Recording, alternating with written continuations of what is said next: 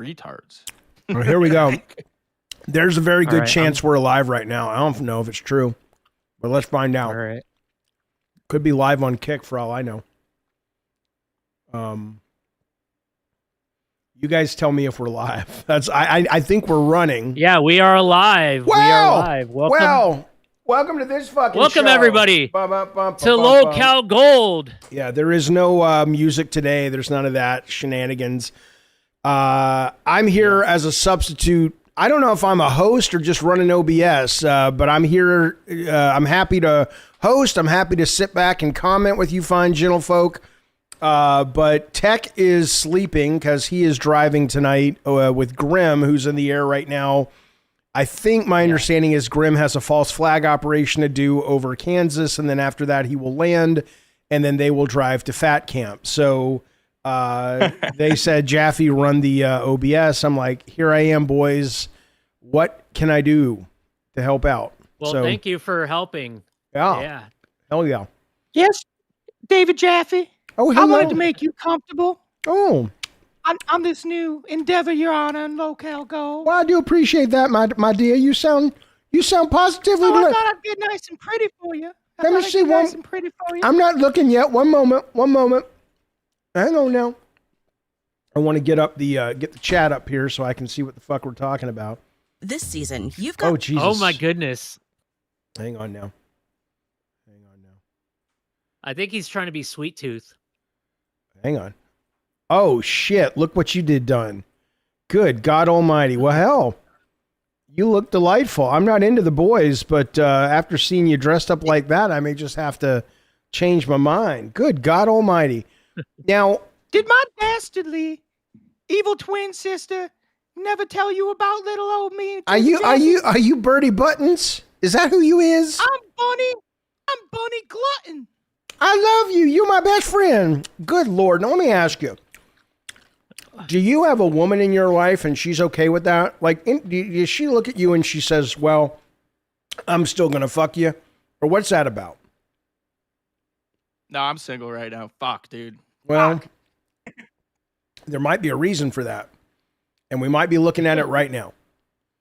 But I think you look great. I think you look goddamn fantastic. You might like this. I thought it might make you feel comfortable. I'm super comfortable. I have a bit of a problem where I'm comfortable everywhere, which is probably not a good thing. Do you boys feel shafted that you didn't get an invite to the Fat Camp, or is that something you would like to go to and you're like, Oh, I am going to Fat Camp. you are going? Are you close to Texas, so it's not a big deal to get there, or what? Yeah, I'm about 9-hour drive. So I'm on the list of people that is approved to go. Okay. And you're excited. I am excited. I'm excited to see everybody. I live in the same town as Boogie, so me and Boogie, we collab every once in a while. Okay. I'd be nervous because weren't there snakes and shit last year? And I don't know, man. People are crazy. Yeah. Yeah. Yeah, I would it's only okay. feel shafted if I was an actual host. I'd feel shafted, but no. Right. Okay. I mean, it's expensive to get there. I mean, I get that. That's for goddamn sure. Okay. Well, what do you guys? I know you guys do a lot of weird exercises. Like I said, I got topics. If we want to talk topics, I'm looking at the chat right now. Let me make something clear to you, chat. I've never watched this goddamn show. I don't watch any of the goddamn LCU shows for the most part, except my own that I do with Tech and Kimmy K over at Lolcow Crypt. So for all I know, you guys talk politics and shit. I don't know what the fuck you talk about here. What is kind of the main thing people love about this show? So everybody, what we do here on Gold, we're considered like the jackass of the LCU. Like we do stunts, we do funny things. Not all the time, but we do. And, like the last stunt we really did was me on Tuesday dressed up as what I call my character Kamaranth. If everybody wants to spam a bikini Kamaranth emotes in the chat so Jaffe could see them. Okay. I did a hot tub stream, like the Twitch girls, Yeah. I was in my bathtub and for every 10 we were spinning the wheel and I had to do whatever the wheel said to do. And then for every 20 I had to write my name on my the donator's name on my body. Who was the one that went out with the bullhorn and asked for kidneys? Oh, I went out with the bullhorn, but I was dressed up as as LK Loco, and I went to Harrison, and I was like, "Fuck ICE, Harrison needs more Mexicans." And Harrison is Harrison like a real, racist thing? Yes. I think it's considered the most racist town in America. And what happened? Did anybody give a shit, or did they? Oh yeah, I had an old woman yelling at me that I needed to go back to my country. I had people yell "Ice, ice, baby." I got trespassed off of Walmart property, even though I wasn't even on Walmart property. Okay. Well, that's good. Hey, at least you're fighting the good fight, I saw, speaking of not ICE, but I guess speaking of ICE, because you know what Tech said? He said they are driving to Fat Camp around the border, so I didn't know ICE had checkpoints, but they're like, I can't believe they have checkpoints, but he said they have checkpoints that as you're going through border states, they may have to stop. And you got Grim, who looks like, the second coming of, Bin Laden. And you've got Tech, who,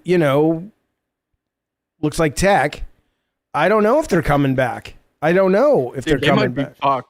They might be fucked. They may end up in one of those, I mean, that's terrible to say, but you don't know. Pigeon, thank you so much, goddamn, for that first super chat of the day. Let's do Therapy Thursday. Also, hey, Jaffe, I love you. I love you back, baby. I love you back with all my heart and soul. Pigeon. Yeah, what kind of therapy? You guys ever been in therapy? You look like young fellas. You ever been into therapy? Oh, yeah, no, most definitely have. I like therapy. People told me I need it. You probably do. I don't know what that's about. Well, why do they tell you that you need it? What do you do when they say, "Oh, dude, you need to get your ass in therapy"? What is it? What is happening in your life when they say that? I usually say, "I don't need fucking therapy. Get the fuck out of my fucking face." Yeah, but why would they say it though? Is what I'm asking.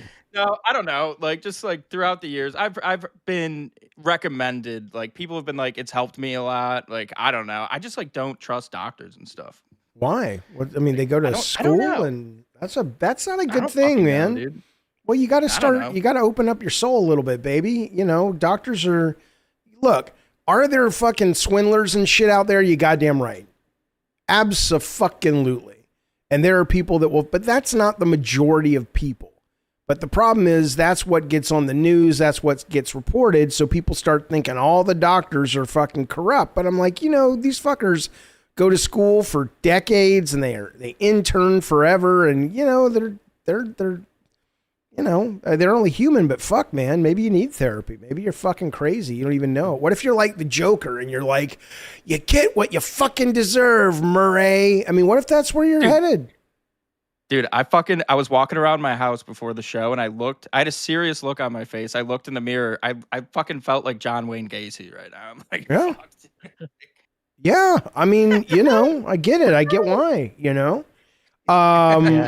So I'd feel that way too if I had orangutan titties. Yeah. Grim looks half Muslim and half Jewish, so the Jewish side will keep him out of trouble, says Big Shiny Spoon. It's a good point. That's a good point. Yeah. There are, speaking of that, they are flying submarine detectors over Los Angeles right now, thinking that there might be subs off the coast of Southern California to launch attacks and drone attacks and shit like that. So, can't be too careful these days. Kalo is going to Westboro Baptist Church soon. Thank you for the super chat, Guts. Are you really? How close are you to that place? About 4 hours. Oh my God, dude. What are you going to do? Those people are fucking idiots. What are you going to do? So I'm going to stand outside the church, and I'm going to have my megaphone, and I'm going to have a sign that says gay is okay. And God loves gays. Gays help nations. You should dress up and be all flamey, like Pride Parade-y, and do it. Oh, I am. Yeah. I am. I plan on it. I'm going to get a rainbow crop top and everything. Oh, that's fantastic. How are you going to have somebody go with you to film it and IRL it and shit? Yes. That's good. But see, you got to be careful. See, I don't know, man, your generation, I saw today or yesterday, there was a swatting event in Disneyland. Did you see that? Too. Yeah, No. who is this guy? I don't follow this guy. He had 14,000 people watching him live. What's the guy's name? Hang on. He's with this girl who kind of looks like a fucking moron. Oblivion. Have you heard of Oblivion? A streamer called Oblivion? No. Well, he was escorted out of the park. He's streaming in front of 14,000 people with his girlfriend. And yeah, they said they had shotguns and bombs in Disneyland, so the cops showed up. Jesus Christ. And then a few days before that, there were parental streamers in Santa Anita Mall. You know what I don't understand about swatters today, though, is there have been enough bad shit that has gone down where those swatters have ended up in jail. Like the guy who got the Call of Duty swatter and that guy got shot and killed. That guy's in jail for 30 years, right? And I'm like, Keemstar caught that guy. So why would you even, what would you risk it because you just don't think you're going to get caught? Or are you just maybe mentally a little bit broken and you're kind of like, you don't read what would cause your mind to go, I'm going to do that? Because it's so easy to catch you if you've done it. I mean, the people that are doing that are obviously so unhappy with their life, they have to ruin somebody else's. But at the same time, it's like when you're streaming to so many fucking people, I would expect it to happen to me. I mean, like even my first IRL with, I don't know how many people we had watching Halo, but probably less than 1,000 people were watching. I was getting doxxed. People were doxing my real name and like where I was and shit. I was like, what the fuck? But I expected that to happen, you know? Right. But yeah. Well, I don't know. I mean, we got real lucky because we did this haunted hotel thing with Lolcow last year before we got fired. That was awesome. A wink. And I told Tech, because Tech was producing it, I said, you need to get security because, we're going to be in this old hotel. We don't know what's going to happen. And it turned out that it was over Cinco de Mayo or something. So that fell through. So me and Bunny Button, we go in to get weed for the stream, and there's a security guard. And I said, Tech, go ask that guy if he'll be our security guy. And we paid him a bunch of money, and he was our security guy. And that motherfucker, there was like 3 things that night. And they were all nice. People sent us pizza, and, it wasn't like they were trying to be jerks, but I didn't know about it till the morning because that guy... Nothing got into that fucking hotel. Even the hotel management was like, you got to get this guy out of here. He's scaring the customers, But, you got to bring people with you if you're going out there. Like to the Westboro thing, dude, I'd be careful. I think it sounds like a great stream, but fuck. Yeah. Yeah, well, my I'm a cameraman is also a licensed security guard. So, okay. That's who I'm having go with me. He's actually in the chat. He was in the chat earlier. His name's William, but he goes by Wee Willie. Yeah, I mean, he's my security guard. I feel like it'll be very entertaining. Like people are definitely going to cuss you the fuck out, but I don't know if people are going to church, like they also want to respect the church, I would hope, and not start a fight in front of it. But I don't think the people at Westboro are really worried about respecting the church. If you're watching and you don't know what the fuck Westboro is, look that shit up. These people, anybody who think about being a member of the Westboro Baptist Church and that's where you go to get your spiritual comfort. It's like, it's one thing to be like the con people that the leaders are, but if that is actually your place of worship every Sunday, you're out of your goddamn mind. But I don't think, Mama says it's not a church, it's a hate group. You goddamn right. No, it's horrible. Absolutely fucking horrible. But anyway. Hello, Anna G. Hello, Sterling. It's good to see you in here helping us out. Kalo is very brave, they say. I guess, and or very stupid. Do your parents know you do this shenanigans, and do they give a shit? Yeah, my mom. Well, my mom lives in California. My dad, the one that killed a guy. Before, I'm sorry. Wait, your dad killed? Oh, okay. Finish your story, but of course I have to go back to that. Continue, please. My dad is in Texas, and then my grandpa is in a town like about 3 hours from me. Okay. And so they know what I do. They don't really care. They just like be careful. That's all they say. Okay. Why'd your dad kill a guy? Which I am. Yeah. Why'd your dad kill a guy? So he fell asleep behind the wheel when we were coming back to my grandma's house, and he was on pain meds, and he fell asleep behind the wheel, went into the other lane, and hit a guy head on. And then he blamed it on you. Yeah. Because my grandma told him to blame it on me, yeah. Why? But then he... because he had no license, no registration, no insurance. How old was the guy he killed? He was a youth pastor. I think he was like in his 30s or 40s. Oh, okay. So he was like a child molester. So that was probably okay. He's probably doing the Lord's work. That's good. I mean, does he live with guilt all the time or what? I mean, yeah, he told me not to talk about it anymore, but I talked about it. Oh, well, fucking oh, well. Hey, you killed a man. You don't get the right to tell him when he's going to talk and tried to blame it on your kid. Buddy, sit down and be grateful that, you're not burning in hell. But you still have a good relationship with him. Kind of. I still talk to him. I only talk to him, like keep a relationship with him, is because it was my grandma's dying wish. So, like, Well, she sounds like a peach. She wanted you to take the fall. She told him to do that because she was scared of him going to jail and stuff. Yeah, but she wanted you to go to jail. But I would have told him anyways. Like, I would have told the cops, no, I'm not driving. And then like there's like my grandpa even came and told him that I wasn't driving. My grandma was the closest person in my life. So, like she did that because like everybody wasn't thinking, this was so sudden, and she didn't know the severity of everything. Right. Okay. Yeah, so. Okay. Yeah, I'm glad you're familiar with therapy. Because that's a lot of guilt, and that's a lot to carry around. You must carry that around to this day. How long ago was this? How long ago was this? 2013. Okay. Good God Almighty. I mean, that takes a lot to forgive them, too. I mean, I don't know if Jaffe knows, Kalo's autistic, and from my outlook, they're just taking advantage of the autistic kid in the family, trying to blame a murder on him. I'm like, what the fuck, dude? Yeah, but I've seen The Good Doctor, the hit ABC show, The Good Doctor. He's autistic and he saves lives. So not every autistic kid, can be taken advantage of like that. Yeah, I got taken advantage of before. I got taken advantage of by my ex-roommates. The wife came to me saying she was going to delete her Minecraft server because she was afraid her husband was going to leave her, and that she wasn't happy in her own body. And me being a big mental health advocate and didn't want to see a friend hurt herself, I ended up paying for her breast augmentation. Oh, Kalo, you poor sad son of a bitch. Now you've been diagnosed with autism?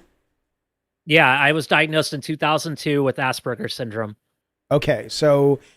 And Asperger's is now like just they've kind of retired that phrase, right? It's kind of just it's somewhere you have some autism. Yeah, okay.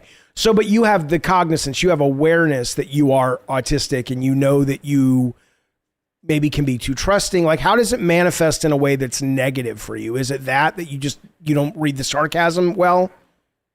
Yeah, well, with her, with that girl and her husband, I didn't know that, like, she literally was putting on a whole act. I should have figured it out because they were pro wrestlers, so they know how to act.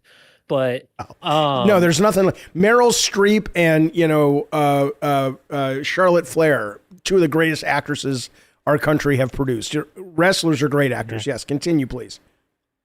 So I should have known like that it was an act, but I didn't. Well, at the time it was like so serious. And so they were also the ones that tricked me out of pulling my annuity out of my bank account to get a car because I was using their car, and then they saw a JG Wentworth commercial, told me to pull out my annuity because they weren't going to let me use their car anymore for work. I do Uber, and so that was my full-time job.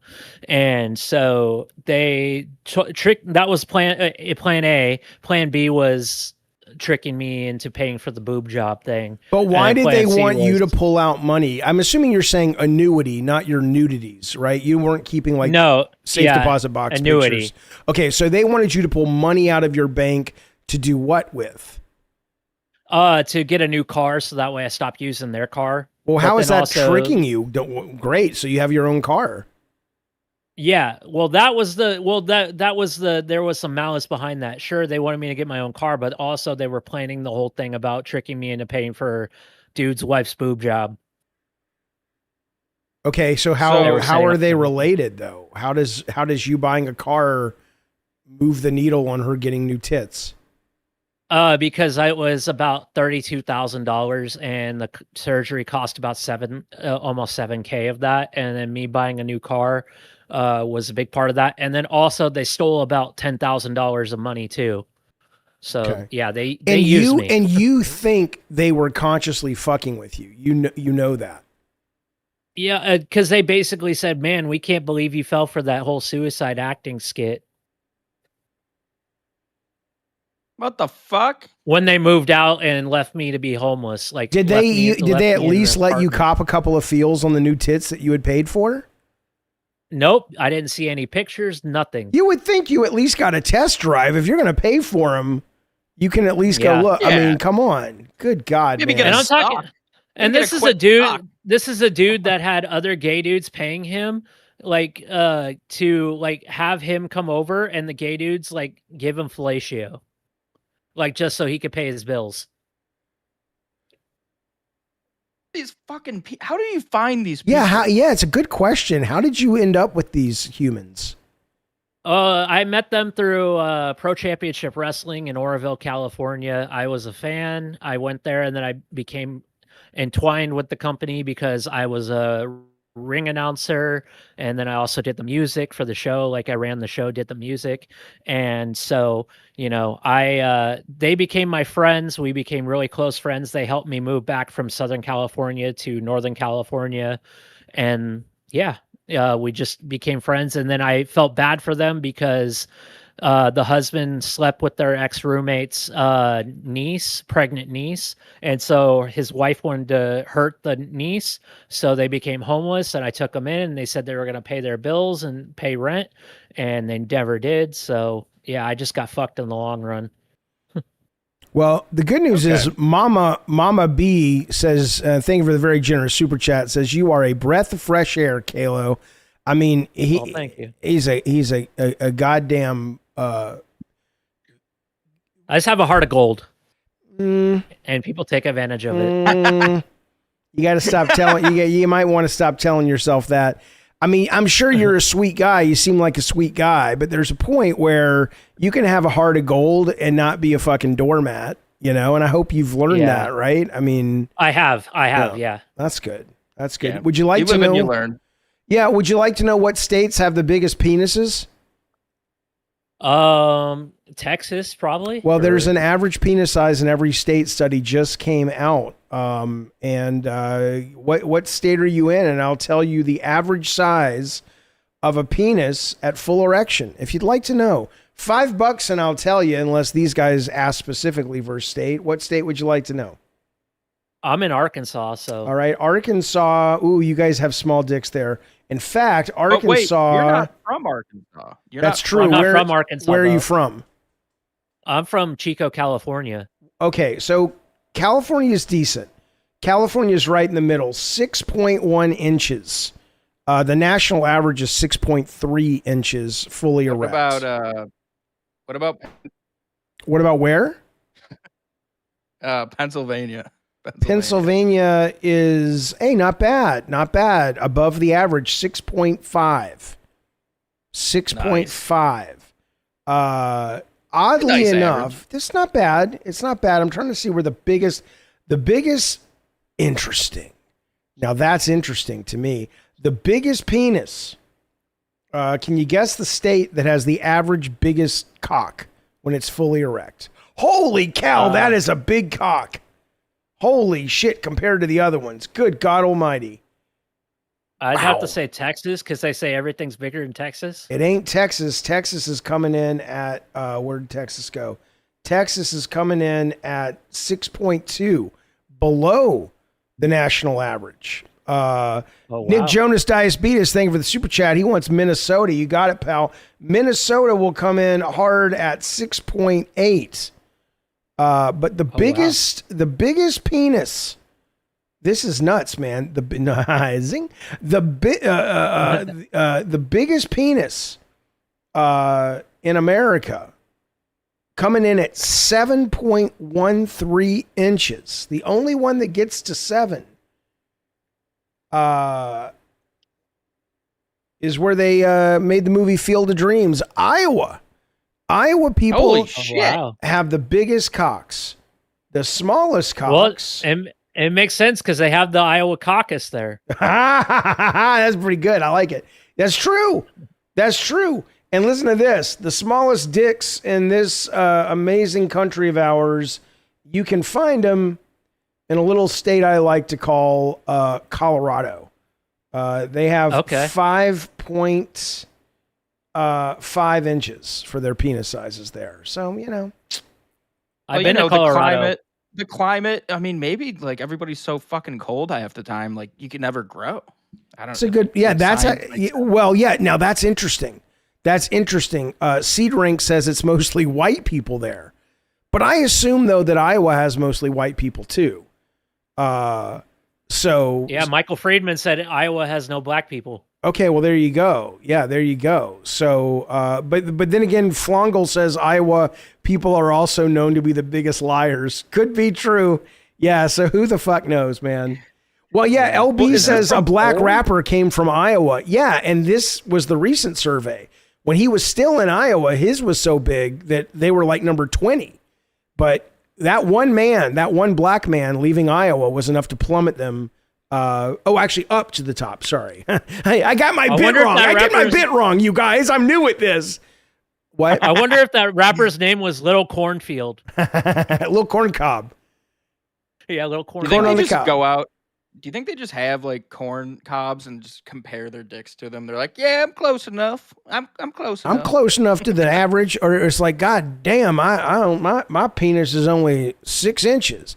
I don't believe you have to leave Iowa. Maybe that's what they do. It's like eugenics, but for dick size. They're like, you cannot be here in Iowa for like 100 years. Our women will not accept you. That's right. And they sort of evolve them out of existence in Iowa. And then they all move to, where did I say that has the smallest dicks? Colorado. So yeah, Colorado. Abigail says, the elevation causes the gravity to pull their dicks in some. You wrote the word wieners, but I will never use the word wieners seriously. Numi, thank you for the super chat. Numi wants to know North Dakota's penis size. That's not a problem, pal. We can provide that for you. That's one of the services we provide here at Lolcow Gold. What'd you say? North Dakota? Yeah. North Dakota. North Dakota was not even listed. Alaska, Montana, North Dakota, South Dakota, Vermont, and Wyoming did not have any survey response. So none of them were willing to. None of them were willing to answer. Sorry. Oh, they got tiny. Now that you say Iowa, it makes sense that because I saw Seth Rollins' dick, and he's from Des Moines, Iowa, or Davenport. Seth Rollins is the husband of Becky Lynch. The man, Becky Lynch. He has a big dick. Why would you see Seth Rollins' dick? How does one put themselves in such a situation? It was a leaked photo. Yeah, but you had to his ex-girlfriend.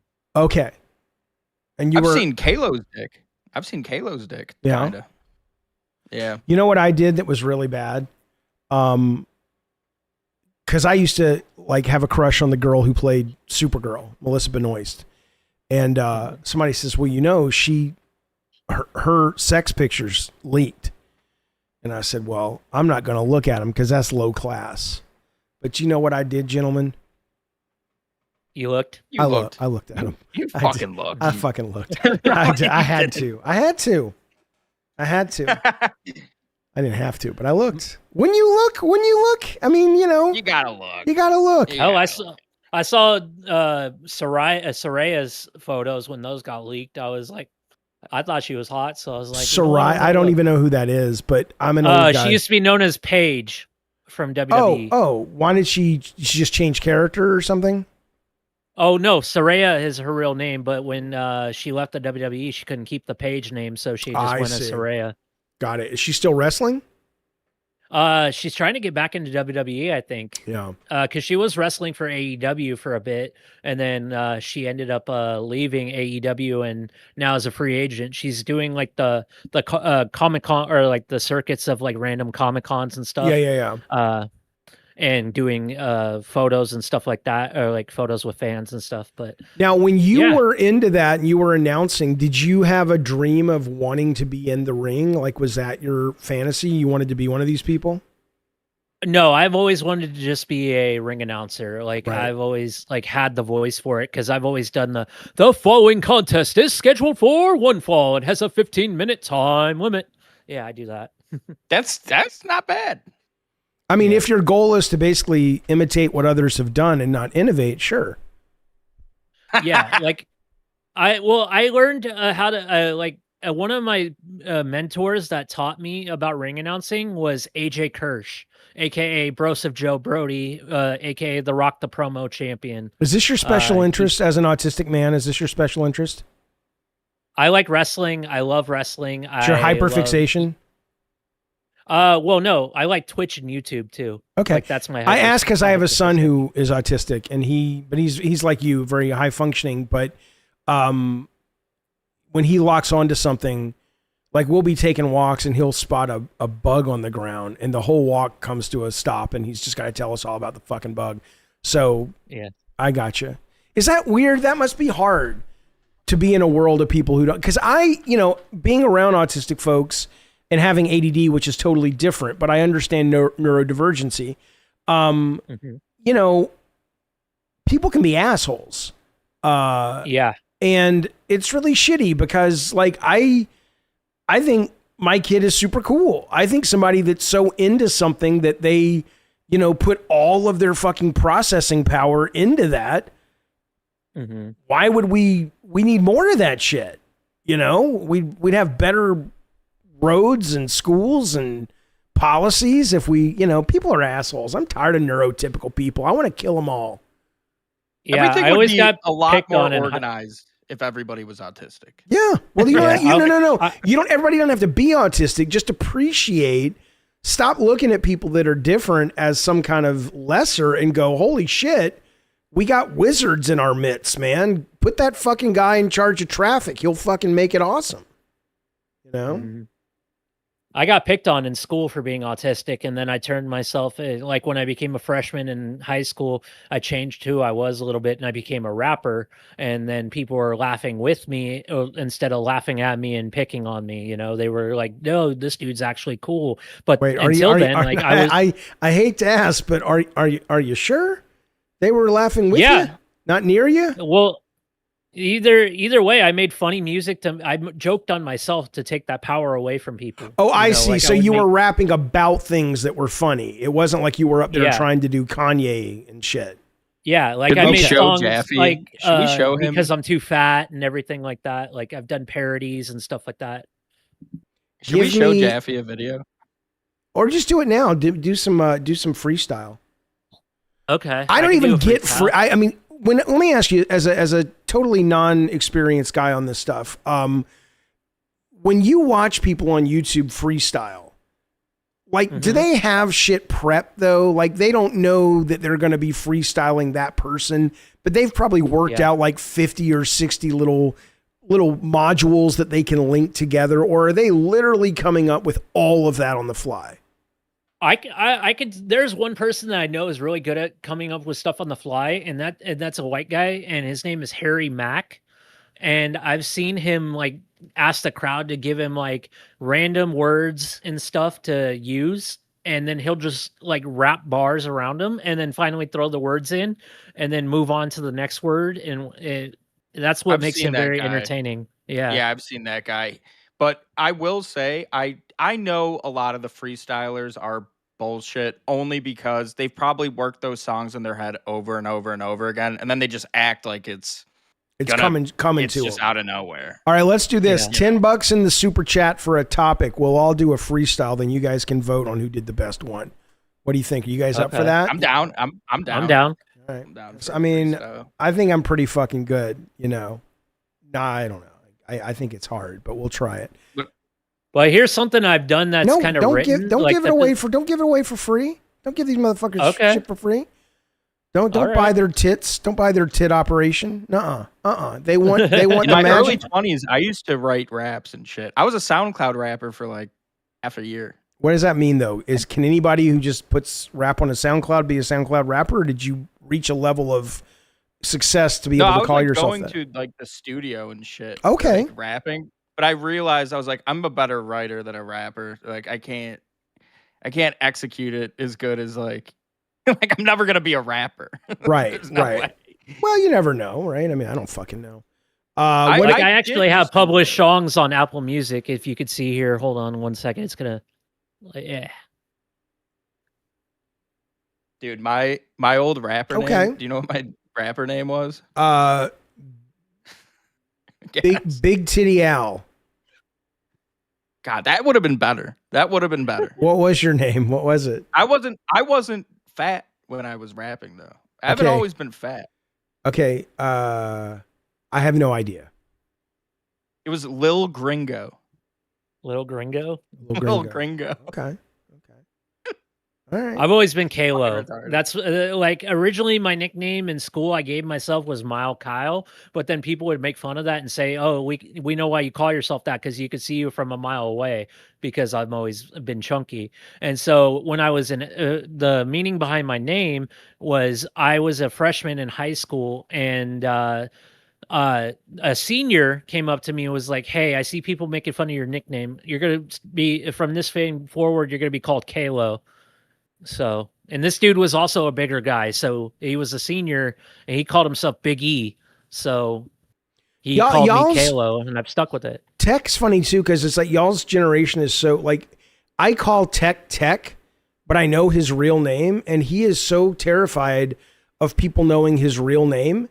And I think a lot, and I would never say it because I know he cares, but you know, it's so weird though, that it's like, I never had a name like I have my name, and it's like, so you're a Kalo, and like, is Kalo something like, do people know what your real name is, and would you not want them to know what your real name is? People know what my real name is. It's been on the internet for years. It's Kyle Lomax. It's been on the internet for years. It's like, the Lomax speaks for the trees.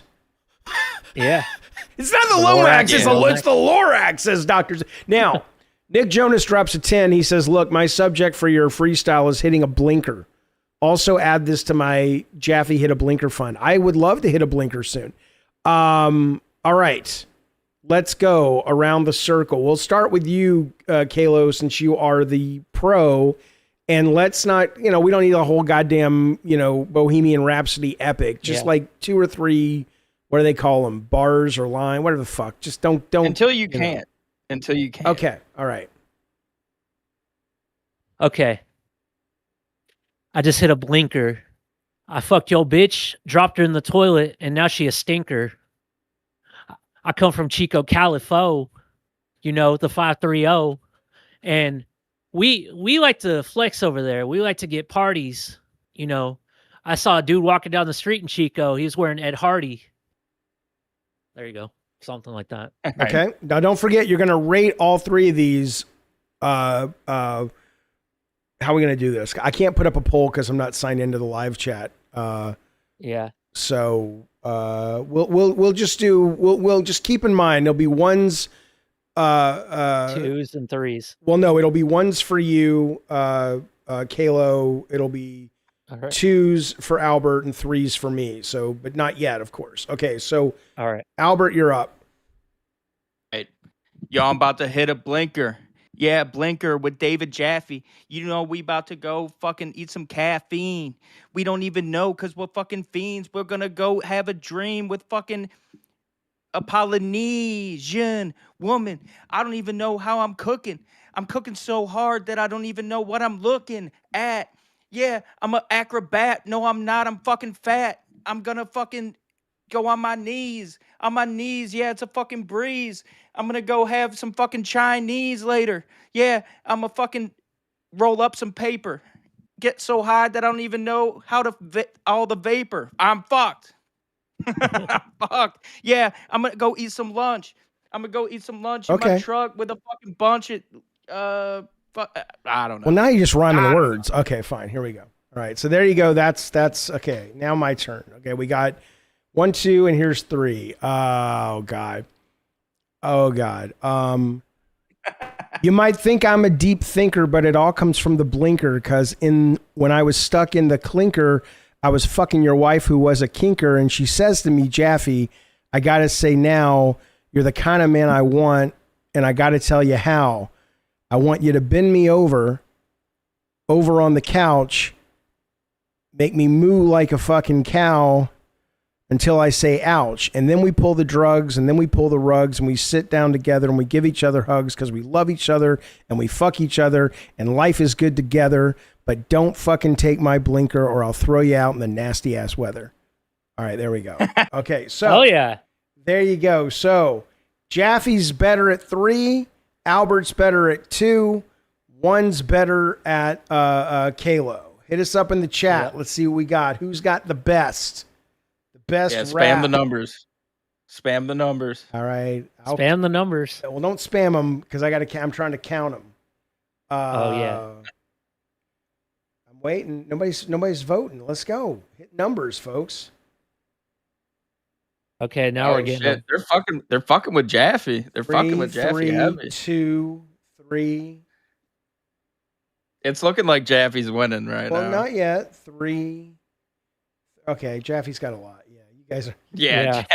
Grass-fed got one. That's not bad, baby. Look at grass-fed. All right, so $10. We'll do a freestyle for you on whatever subject you want. Anyway, meantime. Or if you want, I could spit a written. If you guys want that too. That's $100, baby. Nobody wants to hear that shit.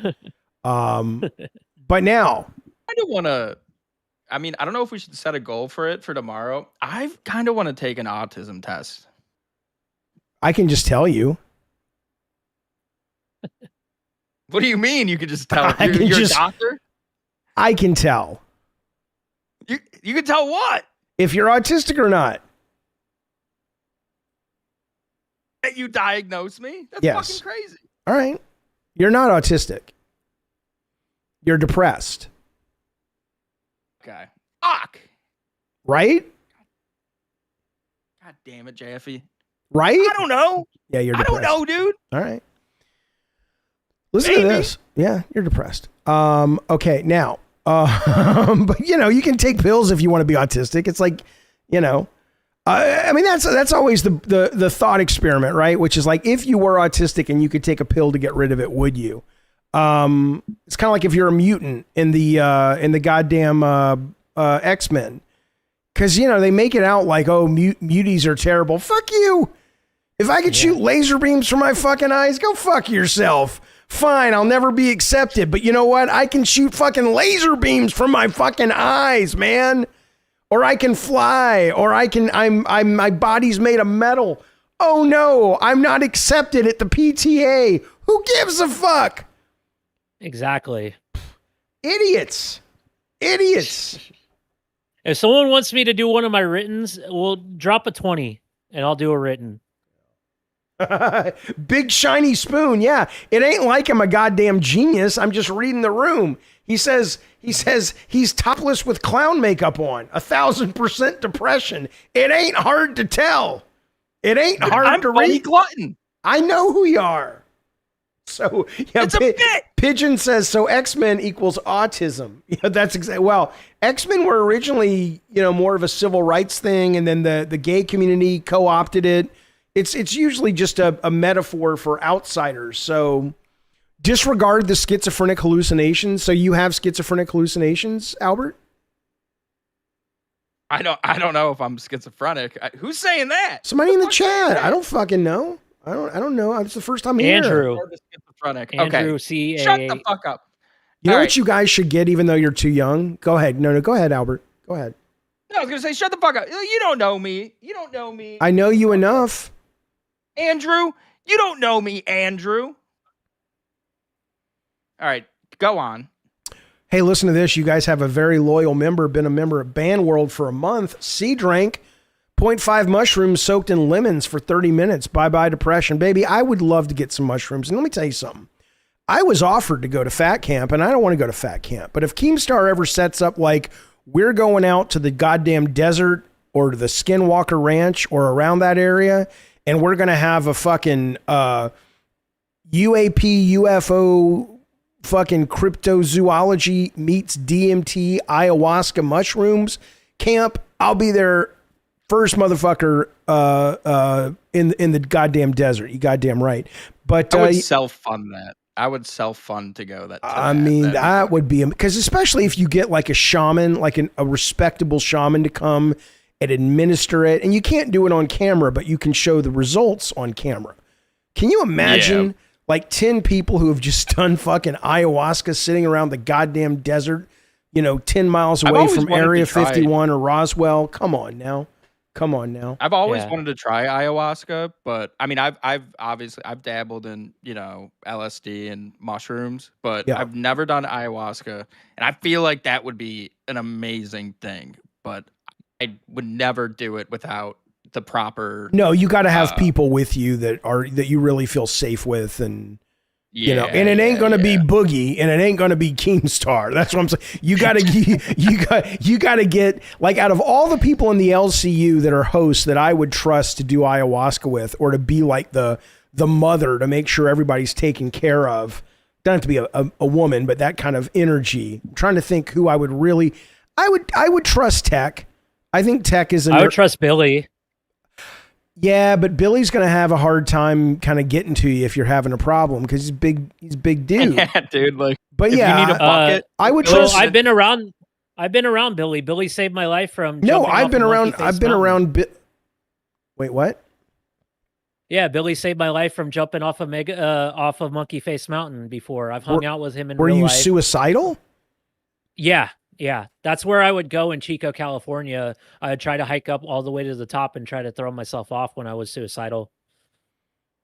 I'm only smiling because Billy has said it on the show too. He's like, he said he wasn't sure if you were actually suicidal at first. No, like I legit was like I was fucking mentally fucked. I was like, I was doing Matt Hardy, like, yes, I'm going to throw myself off the mountain. Yes, you're not going to stop me. Like I was acting like that, but I was off the rocker.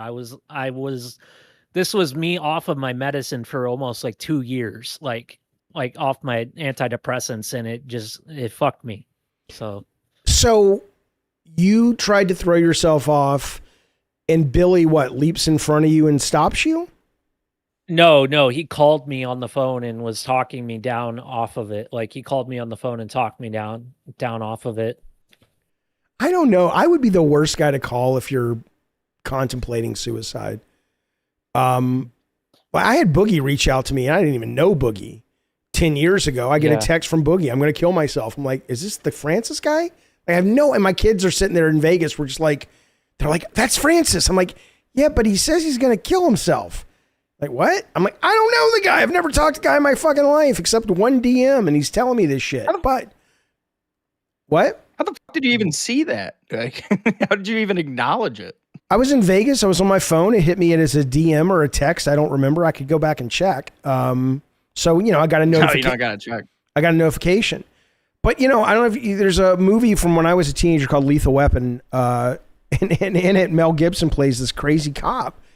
And he goes up to this jumper who's about to jump off a billboard. And I kind of would respond. He's just like, you want to jump? Fuck it. Let's jump. I'll jump too. Because there's a point where, if you go up to a suicidal person and they kind of make good points, I'd be like, yeah, you're right. Fucking do it. The world's corrupt. It's a total sham. It's probably a simulation. All right. Just make sure you don't hurt anybody on the way down. Isn't that terrible? But I don't know. I think we value. No, I mean, what do you think about the simulation theory? Like, it's fucking. I think about it not all the time, but like I think about it sometimes. I'm like, is this fucking thing? Like, is this real? No. Well, we know we know literally it's not real, right? I mean, but it doesn't mean it's a programmed simulation. But we are very familiar at a subconscious level with the fact that this experience is a lesser version that is being pumped into us through all the things that we can perceive, the different colors, the different types of beams and light waves and sound waves, but we're only getting a small percentage of that. And then we're about 0.08 seconds behind when our brain processes it. And then, because we're just sitting in darkness, right? We're not really here. Yeah.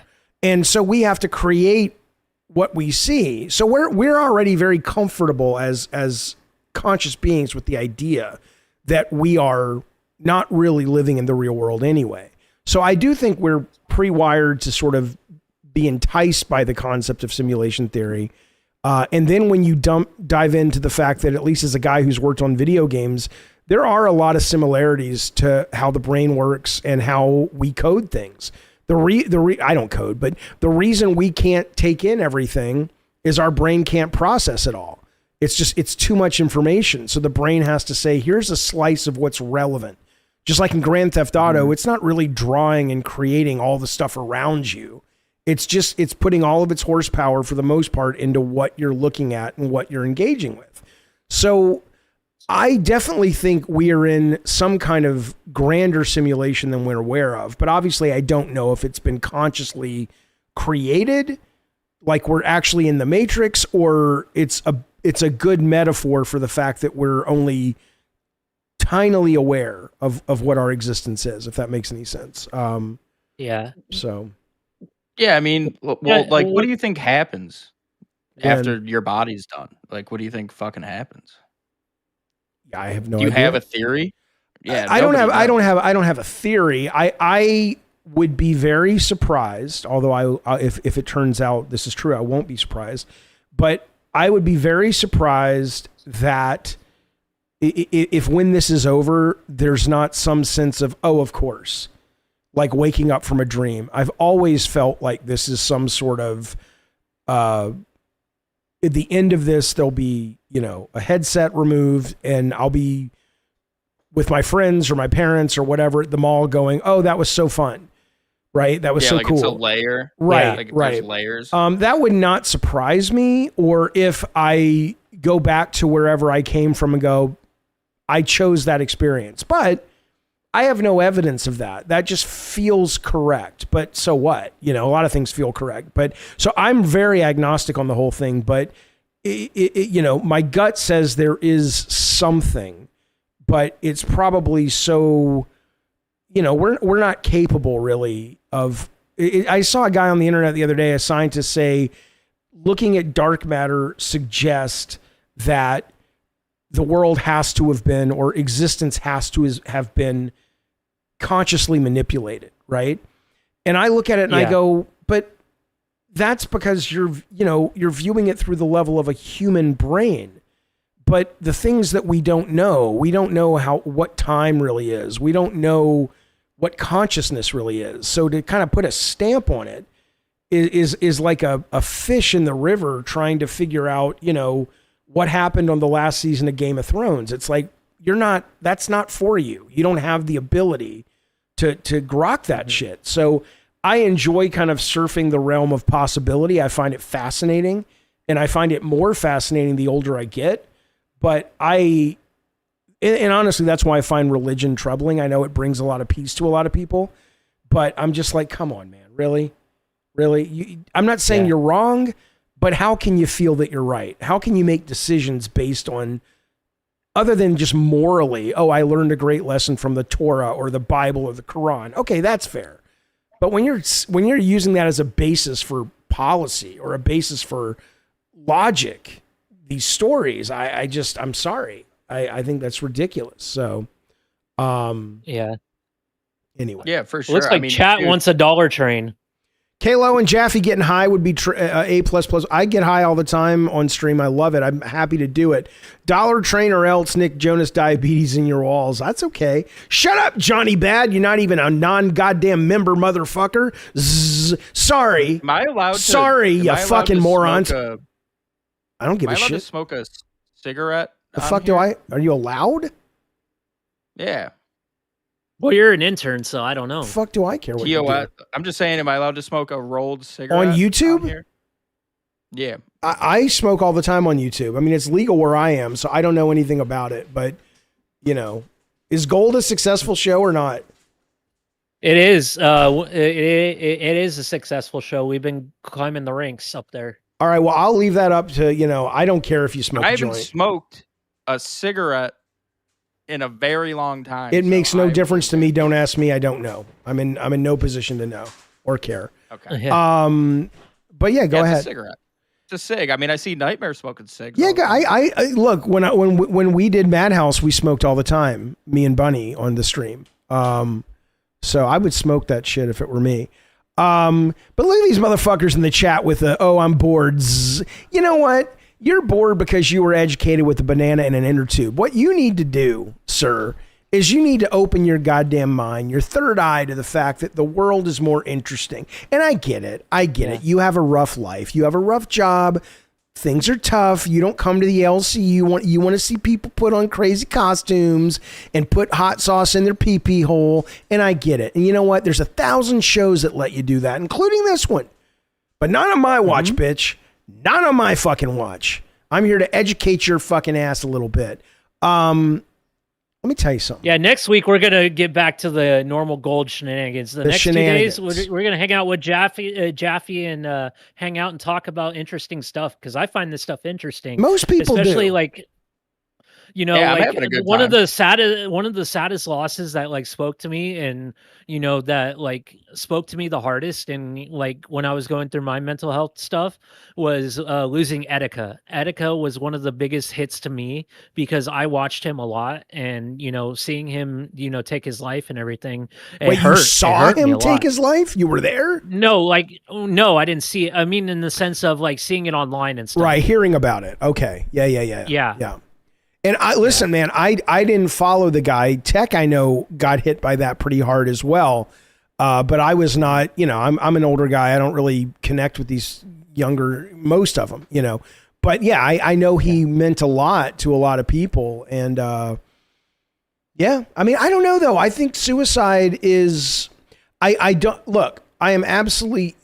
think suicide has become one of those taboo topics for the internet generation, just like pedophilia, right? And it's like it's become so taboo that you can't actually dig at it to hopefully understand it and maybe even fix it or solve it or help people that are struggling with it, because it's like such a third rail that it's like, of course I don't want people to kill themselves, but there's a fascinating book called Suicide Note.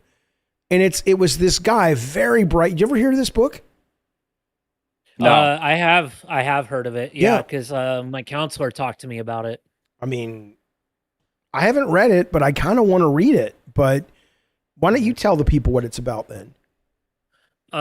Suicide Note. It's in the sense like a book about like someone writing a note. And leaving it because they thought they were going to commit suicide, but then had second doubts on it and stopped themselves. No, we're talking about kind of what I've heard. Did you not read the book, Kalo? I haven't read the book. I heard about it. We're talking about a very different book, or your therapist is a liar.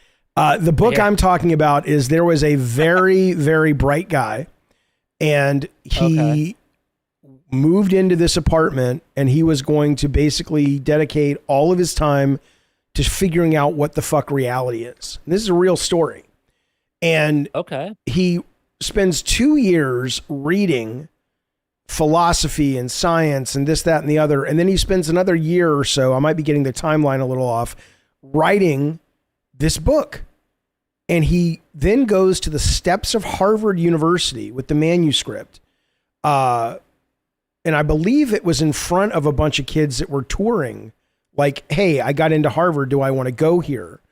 And he shoots himself in the head in front of all these people. And the book, called Suicide Note, is his suicide note. And in it, he basically lists out why life, he's like, don't worry that I've killed myself, because it's all a joke. It doesn't matter. In essence, it's like Grand Theft Auto. You die, you wake up, and you get to go again. You have been convinced that this is more than it really is, and life is meaningless. And while I certainly do not suggest people do that, I don't believe that it is a viable option in 95% of the cases. At an intellectual exercise level, it's kind of hard to deny if you read the book and you're like, yeah, but I'm okay if life is meaningless. I don't care, but some people really care about that, right? I mean, yeah. Well, one book, play, movie spoke to me is Dear Evan Hansen. That one spoke to me the most. Like, that's like I cried during that. Like, it's a very good one. Yeah. What aspect of it spoke to you? Because this dude was the aspect that spoke to me is the part of the kid like finding out that like he the next day he committed suicide, and he was being an asshole to everybody because he literally just did not care anymore. He just wanted to give up, and then he ended up taking his life later. He was really looking for a friend, realistically, and it sucks that like Evan Hansen had to go and lie and say that he was his friend and everything and tried to save him and everything. But yeah, no. But the weird part about it is what it brought to everybody else though, right? Like all of his goodness that he gave to the world in that show was built on the lie that him and this guy Connor, right, were best buds. Yeah. And I was like, and in some ways that's got to be rough because you're like, is that a real valid message then? But I loved it. The music was great. I never saw the movie, but I hear if you see the movie, Ben Platt is just too old to be playing Evan Hansen in the movie. But apparently in the Broadway show, he's phenomenal. But when you put him in a movie with these kids who look 16, it's like, who is this 40-year-old man that's pretending to be Evan Hansen, which was weird. Yeah. But, yeah. Shut up, Dark Fortune, you fucking whore. Natasha Johnson, good to see you on this side of the fence, buddy. She says it's foolish to do it, meaning suicide, regardless if you think you're going to respawn. Yeah, I agree. Like I said, I'm not suggesting people do it, but this is the problem with things being so taboo. To talk about it at an intellectual level, or at least I don't consider myself an intellectual, but to deal with a topic that is really tragic, but deal with it more from an intellectual area is not suggesting you do it, right? It's like, and I get so much blowback on the LCU about this stuff. I get it with the PDF shit. Like, I don't support any. Are you kidding me? Some of the words. I don't support Basherverse. I'm glad he died. People very uncomfortable and like. Yeah, but it should. It should make you uncomfortable because it's a terrible fucking thing. And you know what should make you more uncomfortable is the fact that you're not willing to discuss terrible things on the chance that discussing and understanding might actually help more kids avoid that terrible thing. But instead, it's like, let's just not talk about it ever. And I'm like, well, I've known a couple people that have, enter Minecraft, and it's very interesting because I wasn't surprised one bit. Like, for example, one of my best friends in my whole life, his brother committed, and it's just crazy like how it affects, like, you're not surprised that it happened, but like what's left over for the family is so fucked up. Like his mom found him, hanging shit down his leg. Like it's traumatizing. The whole family's broken after that. Yeah, abso-fucking-lutely. Abso-fucking-lutely. There is nothing, about it that's fun or joyful but at the same, so Vicar says it's very selfish, and this is what I'm saying about talking about it. For the people left behind, it is very selfish. But there are people, I mean, it's like, think about all the physical diseases that we couldn't solve 100 years ago, right? Think about the pain people lived with diseases that now we can cure, right? Well, we have similar mental diseases that we don't know much about, that we don't know how to solve schizophrenia, bipolar disorder. We can help, we can make it better. Yeah. But the idea that, like, I don't know what it would be like to live with that. And I'm not saying I want that person to check out, because I know enough people that I thought were gone in terms of mentally, and they're living totally happy, productive lives now because they finally got their therapy right. They finally got their medicine right. But I also think to say, oh, that's selfish, that's wrong, that's bad, to someone that is anguishing. I knew a guy who was so depressed once, and everybody was telling him, it's like, dude, you just got to get up off the couch and you got to go do something. And, you know, and everybody meant well. And he finally said to one of these people, he says, I get you're trying to help. He said, but it's like you're telling me to run a marathon. And I know I need to run the marathon, but I don't have any fucking legs. Why can't you see I don't have any fucking legs? He's like, I'm not capable of doing that. It's not about pulling myself up by my bootstraps. It's not about improving and putting on a song and just making the day my own. They're not in the same headspace as a lot of other people. And so if they had the legs, they would have been walking. That's right. That's right. And that doesn't mean the option that they choose if they do in their Minecraft server is the one I would choose or that I want them to choose. But I think to be not understanding or respectful or act like I didn't know what this guy was going through. I just know he was going through fucking anguish. I would sit in a movie with this guy and he would just start crying. And I'm like, dude, it's a comedy. And he's just like, I'm gone, man. And thank God he's still here. But yeah, it's nuts, man. It's nuts. Yeah, I think New Me said it the best. I think most suicidal people are so far in their heads that they think they are doing their loved ones a favor. They see themselves as burdens and nuisances, and so that's why they see themselves worthless and a burden. You know, they are a burden, but they're not. They can be. They can be, but so what? Everyone's a burden. And I think that's the problem too, is a lot of people, not all, but my experience is a lot of people that deal with depression are smart. And you can be smart enough to realize some shit that dumber people don't get. And if you were smarter than you were, you'd be depressed too, kind of thing. And I think there's some truth to that. And so if you go to them and say, oh, you're not a burden, they'll see through your bullshit. This guy to me was a burden. But I didn't want him to go anywhere. He was one of my best friends, and he still is, and I loved and love him. But I'm not going to lie and go, no, you're not a burden, because he would know he wouldn't be able to trust me, right? You got to be able to be honest with people, especially people who are fucking smart. If you're, I don't know many dumb people who are depressed. Do we know any dumb people that are depressed? Probably not. The best friends you can ever have are the ones that are telling you you're being a fucking idiot. You know, if you're being an idiot, or if you're fucking up, like a bad friend will fucking not say anything and say, you're doing good, you're doing okay, like just be as it is. Like, no, your friend should tell you, hey, you need fucking help. That's right. And that's one of the reasons I get really pissed at things like religion. Don't fucking tell me to go to temple or church and pray the sadness away. You fucking moron. You fucking moron. You know how damaging that is? People are idiots. Listen to this. My niece's father, says Natasha, took his life yesterday. Wait, your niece's father.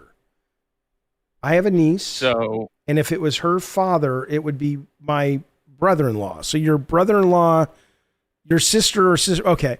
I feel so bad for her and mad at him, but said he thought it was the only way out of his problems. Yeah, it's tragic. It's incredibly sad. And I'm sorry to hear that. Yeah. I'm sorry to hear that. Sorry to hear that. I'm sorry for your loss. Yeah, but I also see the outlook like being mad at somebody because I'm not gonna say who, but I had somebody in my very immediate family try to kill themselves, and my first reaction, I was just fucking pissed. I was like, how the fuck could you do that, like, to us? Like, what the fuck? But like after time goes on, it's like, okay. Like, you really don't know what the fuck somebody's going through. Like, I didn't see that coming, but I was like, holy fuck. Like, what the fuck? Like, why? You know, like, when it's so close to you. Yeah, like, when it's somebody else's family, it's like, oh, it's easier to look at it when it's not your own family. But I don't know. No, you're absolutely right. I mean, it's every response to it is, I think, accurate and fair. But, yeah, you know. What do you think about the fact that it's starting to look like Kurt Cobain didn't kill himself? You guys know Kurt Cobain? That's crazy. I know you're younger, but you know. No. I mean, I've watched a couple documentaries about it. I like Nirvana, but like I mean, that was never in question. It wasn't like JFK that you came up with the awareness that maybe the true story wasn't the true story. We just all were like, oh, Kurt Cobain shot himself. Like, I remember hearing it on the radio. And it has always kind of been a conspiracy. I never heard that, but maybe so. Maybe I just didn't. I don't understand what the conspiracy is, though. Like, why do they think Courtney Love killed him? Well, that's then there's a lot of conspiracies there. But my understanding is people have looked at his autopsy report in modern times and said, this doesn't make any sense, because there were aspects of his body that if he would have pulled the trigger, like this looks more like he was given drugs and not drugs. Like knotted out. Something like, I haven't read the report, or I haven't read the story in about 3 weeks, so I don't remember, but it was someone who reopened it, who was a forensic person, and said, these are the 5 things that just, you don't see that in a suicide. Like, that doesn't make any sense. Like, biologically, how would that happen? And assuming that they're not, gun placement weird too? It wasn't that. They were talking literally about, the theory is that people came in and gave him drugs to either make him easily manipulable so he would do it, or to make him so he couldn't fight back. But either way, the body, according to this woman, showed evidence that that's not the way that the kidney and the what is it called? The liver and various things that kind of, flush out parts of the body and whatnot were found. She's like, that doesn't make sense. And again, I'm a layperson on this, so I'm not really spitting the facts so much as going, there is this report that when I read it, felt pretty fucking compelling. So I don't know. No gunpowder residue, says Real Willie. And then Wu-Tang says it's weird how the gun was placed. It's possible. Yeah. And then Stanky Feet says Kurt didn't even like heroin. So I don't fucking know. I mean, it wouldn't surprise me. Wasn't it a shotgun? It was a shotgun. Right? Yeah. So all these stories, though, that's another thing. I mean, I don't know. The conspiracies, the older I get, the more I start to go, I'm agnostic on it all. I don't know, but I start to see enough things to go, there's a lot of evil assholes. Not even evil. They just have a different way of looking at other people. And they just go, you people, we're all going to die. It's dog eat dog. It's a means to an end. You're going to either die when I fuck you in this way, or you're going to die of a heart attack in 30 years. It doesn't really matter. So I'm going to get mine. And there's a whole group of people on this planet that we share it with that have ascended to various levels of power with that kind of nihilistic thought. And the older I get, the more I just can't not see that, What is this show? I mean, what the fuck is Lolcow Gold? Sure. What is this show? What is this? We usually do stunts. Yeah, I know. Well, okay. Genos in person asked for $10. What about medically induced voluntary sewer slide for terminal people? Can we get it answered in a freestyle? Okay. Hey, say that again. I'll let you guys handle that one.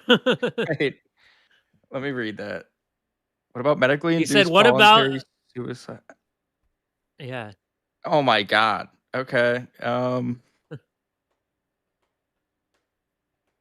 Yeah, I don't know about any of that stuff. Medically induced. So what? Like the doctors that like if you have cancer. Yeah. Okay. So you could do it. Okay. I want to try. Let me try.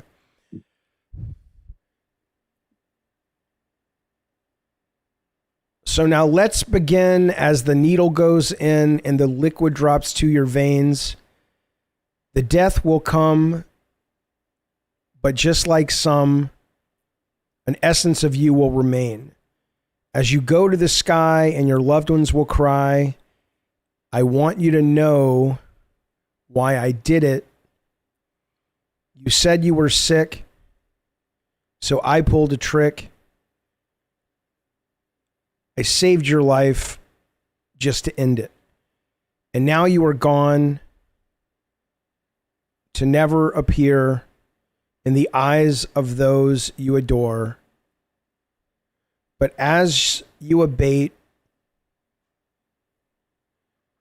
please know you are great when I fuck your corpse on the floor. I don't know. That's what I got. It's almost like slam poetry, what you're doing. I don't know. I dig it, though. All right. All right. I don't know if you know this, Jaffe, but I've been working on a mental health documentary for a few years now. I don't know. It's called that. Demons Come to Light. Okay.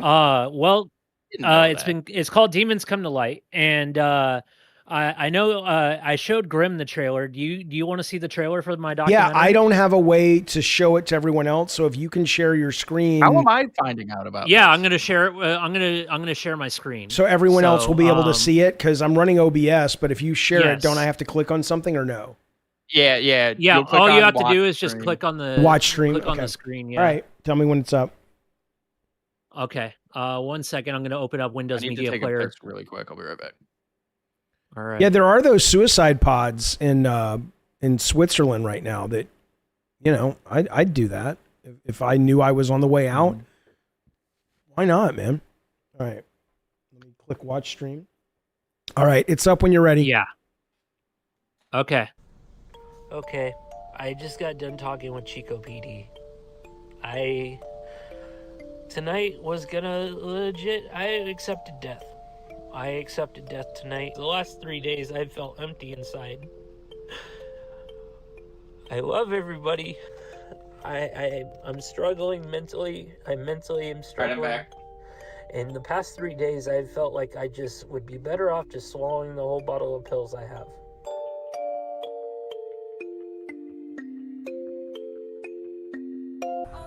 Depression is real, folks.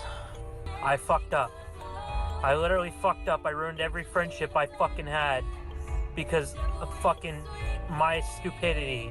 I fucked up a really good friendship because of my stupidity. I need help. I miss my friend. I wish I didn't do what I did. I'm sorry. You are weak. You are weak, Kyle. You will never amount to anything, you fat sack of shit. Is that a juice box? All you are good for is letting people walk all No, it's a pill bottle. Why don't you fucking kill yourself? Why don't you take that pill bottle, both of them, and swallow all those fucking sleeping pills and do the world a favor? I'm sorry. It looks like a juice box. I'm here because I've seen what people like you have done to him. Guilt trips after guilt trips, making him cower down. Making fun of him behind his back. Making suicide jokes at his expense, even though you know he is really crying out for help. You think mental health is a fucking joke? He has such a big heart and loves so many people. Who is he? But those people treat him like utter dog shit. They use him. And when he can't help anymore, they leave him in the ground with nothing but more sadness. Welcome to another video journal. You have to pause for a minute. My mental health. You have to pause. Okay. I am absolutely not laughing at. I'm not laughing. I'm not laughing at because it's clear you're in a lot of pain. I just don't know who you're talking to. It looks like you're talking to like a hat. That's the mask behind me, the sheep mask, and that was a speech that was supposed to be used in a series I was doing for my YouTube channel. So is that going to get explained in the documentary that you're, because it looks like you're talking to like a hat. Yeah, no, it was me just like, it was my character, Thomas, the creator, basically like giving a grandiose speech. He takes the mask off and he's like holding it and all right, keep going. Yeah. Okay. I'm sorry for semi-laughing. Oh, you're good. You're good. If you can't laugh at this shit. I'm struggling because they use me for pretty much everything. They use me to live here for free, rent-free. They use me to basically get a boob job. They used me for lots of money. They didn't appreciate anything for it. They basically treated me like complete utter dog shit. People in this world are dying from suicide and mental health issues. And people sit there and laugh and not take it seriously. Tomorrow, I'm going to go see behavioral health and do the voluntary drop-in to get some help finally. I need it. I desperately need it. Well, yeah, that's basically the trailer. The rest of it I can't play because copyrighted music. But yeah. I mean, I mean, my response, if you're curious, I mean, I love that people are talking about mental health. It's clear you've got a lot of sad experience with it. I think that's good that you're the one that's expressing it. Yeah. I'm curious about it. I mean, I will say I wonder why there has to be music, because then it kind of almost, maybe that's why it's easier to laugh a little, because it feels like you're trying to manipulate an emotion, but what you're experiencing and expressing is already so raw and real that it almost kind of, I wonder, I mean, what is it? Have you watched it without the music behind it? And does it feel more powerful or boring or what? So the ending of that trailer shows Monkey Face Mountain, and the song that's playing in the background is called The Holy Mountain. And I contributed that song to the experience of like the filming me climbing up the mountain and everything, and like the experience with the suicide thoughts I had with throwing myself off the mountain, and thankfully I didn't. So that's why like it's a song by Poppy, one of my favorite artists who I have posters of in the background. And so I used that just because I wanted to have that song represent the mountain I was going to possibly throw myself off of, which I never did. But as a trailer though, since I don't know any of that data, if I'm coming to this fresh, without any of that information, I just go, this feels manipulative. Well, what got me was the music, and there's this one part in the trailer where you said mental health is not a joke, and then I looked at my face in the Discord, and I just started dying. And it sounded like Jester music a little bit. Like, I don't know if the music it's just like the music box version of that song. No. Okay. It's what I found. Now, what's really interesting too about it is you started in 2017. Right? Yeah. And then in the trailer, we go forward in time, and in some ways things have gotten worse. And then you go back to 2017 and say, I'm checking myself in tomorrow, which I think that's very interesting, because in a lot of ways you're leaving the audience with the sense of whatever he tried in 2017 didn't work. I mean, is that the message? Yeah. And then so this documents my struggle from 2017 till 2020. That's when I was through the worst part of my life. Also, it documents my friend. Documents my friend who they're going through depression and alcoholism because they lost their daughter due to a miscarriage. And then I also interviewed a girl that's a streamer named Foxyzilla, who goes through bipolar and BPD and purging, like throwing up and bulimia and stuff, because of stuff she went through as a young adult and how she almost took her own life back in the day, and that her grandpa sexually assaulted her as well, and it has changed her life as well. So and then I also interviewed another one of my friends who is a rapper or R&B artist named Russell, who has been going through a lot of struggles and thinking about taking his life because the music, he's been wanting to make this music journey work for him. And it has been, but he doesn't see, like, because he's not doing all world tours and everything. And he's not making his mother that passed away from cancer proud.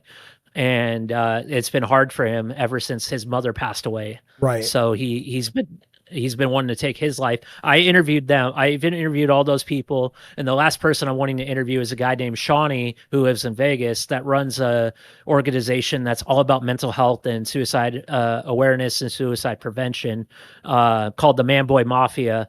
and I'm going to interview him and see if he's had any struggles, because I think he has. I think he's talked about it openly, and get them all involved. And with this documentary, I'm trying to help people to see, like, all these people have gone through these things and they're still here and they're still pushing on, and that you do not have to give up and that you matter. And if I can help one person with this documentary, then I'm doing my job. Yeah, I mean, honestly, you do seem very passionate about it. If you're making a fucking documentary about it, like, I support that. That's fucking awesome. Yeah, dude. I mean, obviously, Jaffe, you don't know Kalo, but Kalo is one of the most positive fucking people I've ever met. And I've only known Kalo for a couple months now. And yeah, dude, I didn't know you were doing that. That's fucking awesome. Yeah. Fuck, dude. Yeah. Do you still struggle with the depression? No, actually, ever since I moved to Fayetteville, I've gotten like my mental health has been so good. Like I'm literally supported by my whole family here. My grandpa supports me. He stepped up for when my grandma passed away. He's the only one really in my family that understands my mental health and my depression and stuff. And so he works with me. He chews my ass out sometimes when it comes to like money and money management, which I need. Yeah. And he's like the wise man that I need in my life.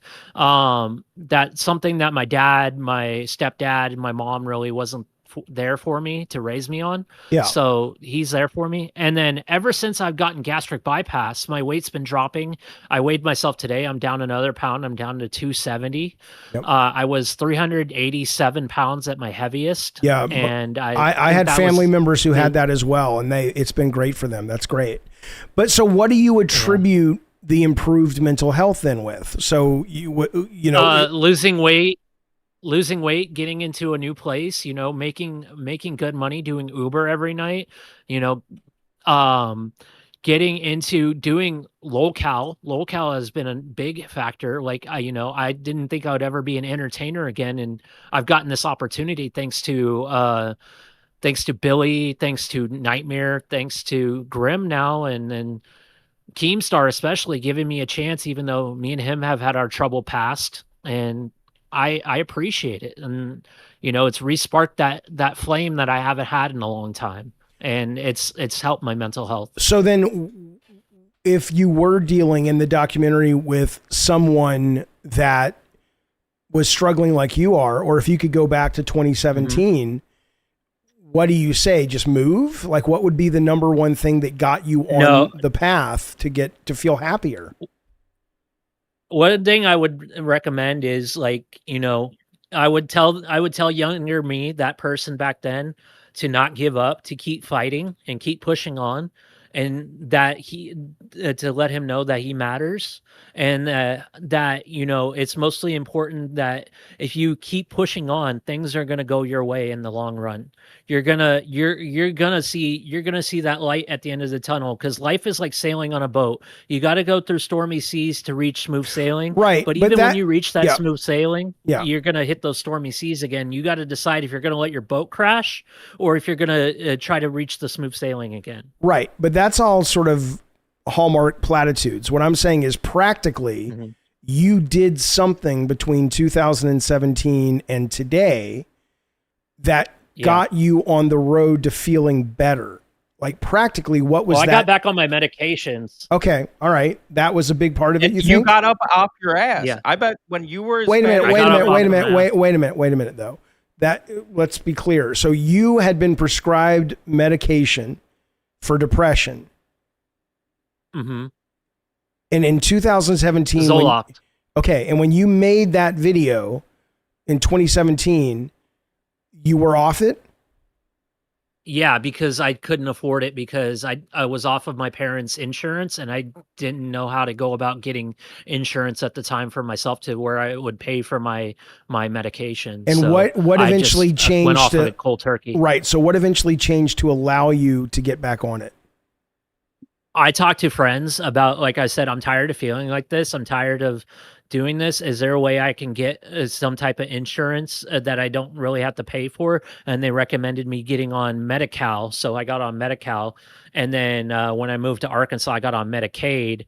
And ever since then, I got back on my medications. I went and saw a doctor, and the doctor was able to prescribe me my medication I needed. And then I got back on it, and it just helped me so much. When you were on it, before you lost it, were you in a better mental place?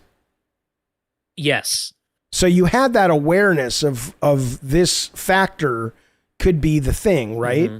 Were you walking through 2017 knowing why you were depressed and it was the lack of Zoloft or what? No, it wasn't. It wasn't just that. It was also, like I said, I had lost a friend back then due to some stupid mistakes I had made. I don't want to delve too deep into it because that spoils the documentary. No, that's fine. I'm just, the reason I bring it up is because a lot of people poo-poo pharmaceuticals when it comes to this. And I think it's really important. Like you can say, I think a lot of people are given really well-meaning platitudes of keep going and this and that, and all that's true. Yeah. But we're also creatures of chemistry. And in your case, I hope your documentary does touch on that, because this person I was telling you about also was, and he had tried medicine for over a decade. And it just took a while to find the right blend, the right mix, and it turned his life around. And so I think it's important to not gloss over that. But I'm glad that you found that. So you're still on Zoloft. Yep, I take it every night before bed. Yeah. Along with my sleeping pills. Yeah, I take Zoloft. Kills your sex drive though. Sex drive is like 20% what it was. But I'd rather be on Zoloft. I mean, I was never depressed like you were. But I definitely had low grade kind of, I guess it was depression. I didn't feel sad. I just felt unmotivated.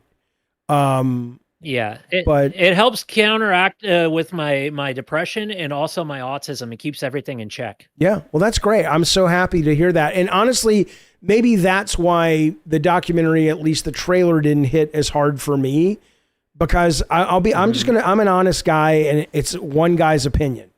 Right? It's one fucking guy's opinion. That's all it is. But I value people as a creative guy who does creative work like you do. I like genuine feedback. It's helpful. And you may be at a point where you want to make the documentary just as a catharsis, and that's great. But if you're trying to make a documentary to really, really help, I think there is stuff in that trailer that feels like I want more of what you just said, because then I'm like, this guy knows he's been in the shit. He's out of the shit now. And I'm going to watch this documentary, and I'm not just going to hear, oh, keep fighting. It's like, how many times do depressed people hear that, you know? But you just said something that's very practical and very helpful. So I hope there's a sit down segment in the documentary where I'm sitting on Monkey Face Mountain and I'm explaining everything I went through and everything, and along with the clips added onto it. And I explained also that, like, you know, I got back on my medicine. I'm doing a lot better. And that it helped. And the end of the documentary is going to be a drone shot of me showing off that I'm here in Fayetteville, because not a lot of people besides people who watch me online and stuff know that I'm here. And like the people that screwed me over that I ended up suing for them screwing me over for the 10K, they've been trying to figure out where I've been, and because they've been trying to stalk me. So, you know, are you going to make her return the tits? No. Okay. You can have the you can have them. Hang them on your wall like a trophy. I sued them because we did have a contract, and I only got $1,000 back for it. But, you know, that documentary is just gonna explain. It's gonna let my demons come to light, and then I'm done with them. Good. You know, the demons came to the light, and that's why it's called Demons Come to Light. You know, we bring our demons to the light in order to properly fight them. All right. Sounds cool. I will watch it when it's ready. I'd love to see a version of the trailer without the music, at least the beginning, because I think that throws things off, but that's just me. What do I know? Wu-Tang, thank you for the super chat. Bipolar 2 here. I would be nothing without therapy and my meds and my support system. Yep, I hear you, and I appreciate you saying that. Nick Jonas Diabetes says, thank you for the super chat. I also have autism and medication management for my other symptoms. It has saved my life 100%. Proud of everyone for taking care of themselves mentally. Abso-fucking-lutely. Abso-fucking-lutely. We're not ready to be, we're evolving. If we as a species can survive another, 300,000 years, we'll be fine. But we're, our brains, man, we don't understand them. We don't know how half the meds really, really work. But thank God some of them do, Well, now I'm depressed. Send me some Zoloft. God damn. What's that? What happened to your face? Why are you sad? I'm depressed, Jeffy. Oh, okay. I'm depressed. All right, well, let's... You want to know what I've been reading recently, Chaffee? I've been reading this recently. Oh, no. Is it a rumor that he's running for office now, one of these guys? Donald Trump said if Jake Paul was going to run for office, he'd have his support. Dude, Chaffee. Kalo is a full-blown Logan Paul supporter. His whole fridge is Prime. He only drinks Prime. But why is it fuck the Pauls? Well, it's because I'm sponsored by Prime. Oh, it's written by their mother. It's written by their mother. But why would she say fuck the Pauls? Is it a joke or is it just because? Yeah, it's a joke. It's a joke. Yeah. Gotcha. Okay. She says on the back, I've never personally said the words "fuck the Pauls," but plenty of people have. My sons have spun this mantra into multi-million-dollar empires. To me, it captures the wild and often chaotic life we live in, and how my sons turned some of the biggest losses into their most legendary wins. All right. I will say, I think he's a great fucking wrestler. I really do. He is. When he came out on the WWE, I was like, okay, whatever you think of the guy, and I don't think all that much of him, but I don't know much about him. I tried to watch their reality show, and it didn't really click for me. But he's great in the ring, man. He's a great character. He's a great wrestler. He's awesome, no doubt. Yeah. Well, do you know what's weird? Ever since I started talking to Kalo, sorry, Kalo, let me finish though. Ever since I've started talking to Kalo, I keep getting on my reels on my phone, like on Facebook or whatever. I keep getting Logan Paul, like Pokemon openings, like clips, like he's opening Pokemon cards and stuff. I never had that on my phone until I started talking to Kalo. It's like every day now. Didn't he just sell his big Pokemon card for like insane amounts of money? You would think. What more? 16 million. Yeah, what more is it? It wasn't the Black Lotus, but is he just looking for the Black Lotus at this point? Like, what more? How can? Well, Black Lotus is magic. I think he's more of a Pokemon guy. Yeah. So what? I mean, hasn't he got to the top of the mountain? Why is he still interested in opening Pokemon cards? Just it's his passion. He's always been he said in a video, a Pokemon has been a big thing for him ever since he was a kid. He even has a Squirtle tattooed, from Squirtle Squad tattooed on him. Yeah. He's a big Pokemon fan. No, so I get why he loves Pokemon. I get why he loves Pokemon. What I'm saying is if you're opening cards, aren't you opening them in hopes of getting a specific valuable card? Yeah. He's trying to get another Pikachu illustrator. Now. Oh, okay. Okay. So he is going after a specific one then is why he's doing it. Okay. Yeah. Have you played? He sold his Pikachu illustrator and he wants a new one. What, are you a Pokemon guy? I used to be. I play, I'm excited for it to come to the Nintendo Switch, or if it already is, I'm going to download it. Well, there's the Switch 2 that just came out last week is called Popokia or something. And people say it is so good. I'm not even a Pokemon guy. I was too old.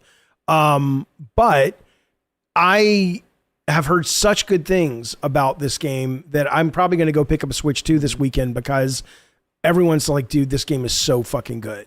And I guess it's about the Pokemon, but they have lost their humans and the whole story is about them trying to figure out how to get their trainers back in their universe or something. But people say it's goddamn delightful. Grim. They did put Fire Red and Leaf Green on there too. They put what? They put Fire Red and Leaf Green on there too. Yeah, on the Switch. I saw that. Are you a Pokemon guy, Albert? When I was a kid, I was. Okay. I stopped. Got it. I stopped caring after the Game Boy Advance. I think it's called Pokopia. I think it's a weird name. So wait, Grim, are you in an airplane? Are you in an airplane right now? Is the false flag operation about to begin? Is this the last we'll hear from you for at least a few weeks until you go through your debrief? Okay, so Vic says Pocopia is lovely. This is what I hear. It's Pokemon meets Animal Crossing. Yeah, I'm gonna go get a goddamn Switch 2. Jaffe, NJD, and I. Who's NJD? Oh, Nick Jonas Diabetes are playing all weekend. Okay. Is it asynchronous multiplayer, or are you linked up at the same time, like sharing your screen, or is it more like you can visit people's environments and shit? But if it's like Animal Crossing, I would assume you go like you can visit their house and stuff. You. Yeah. Did I say Pop Tropica? Yeah. My kids used to play Pop Tropica, but no, my other kid likes Tamagotchi Life, and there's a new Tamagotchi Life coming on the Switch 2 as well. So, yeah, I never used my Switch 2. I got it. I had this old Best Buy like gift card for like $250, so I got my Switch 2 half off. I probably wouldn't have bought it if I didn't get it half off. Gotcha. But okay. I don't know. Well, guys, we've made. What kind of money do you guys make usually on a show? Because we're making no money for you guys. Let's make some money. What do you guys usually make per episode? Around like 200. I don't think we've done close to that. Let's see how we've done. I'm not signed in, so I can't see. We might be at 100. We might be. Well, so what do you have to? Here in 20 minutes, we do have to redirect to Wild. I don't fucking know. We got 20 minutes before we redirect to Wild. So here's the deal. Here's what we need you to do, folks. Here's what these young cannibals need. Because I won't be here tomorrow. I don't know who's doing your show tomorrow. Who's hosting? Who's OBSing tomorrow? It looks like I heard it said you again. Me? Yeah, you said you're doing Friday too. Okay, well maybe I am. I don't remember committing to that, but I can probably do it. But what I was going to say though is, regardless of if I'm here tomorrow or not, do you want the crazy? Because I look at you two young lads and I say they've been engaged in this conversation. Now I'm not looking at the stats. Are we looking low? Like, are people checking off this and they want the funny shit? If they do, I can't help you with that, but it might give you some direction on what you ask for money for right now. Okay, they want a Dollar Train. Pigeon said Dollar Train. Can we get a Ola Boogie dance break? Okay, I can do that. I don't know anything about it, but I just have to share the song. All right. They love the song. Wu-Tang, thank you so much. Welcome to Band World, buddy. All right, so I will hit share screen as soon as you put it up. All right, 1 second. Let me get Windows Media Player. Hold on. Dude, I'm just saying, I thought Bunny Glutton was pretty funny. I don't know if anybody else did, but fuck anyone that didn't. I think you shot your shot, and that's all you can do. Bring the piss and mustard tomorrow if you're here, says Nick Jonas Diabetes.